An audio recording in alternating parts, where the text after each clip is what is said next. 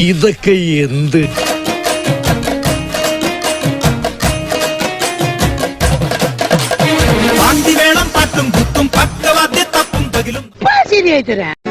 ഉത്തപ്പം വേണോ പിന്നെ ബോണ്ട വേണോ?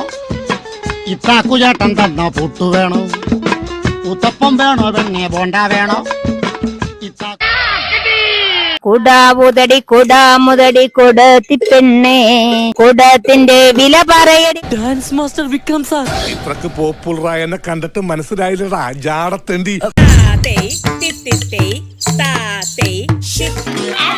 പെണ്ണാണോ അമ്പിളി പൊന്നാ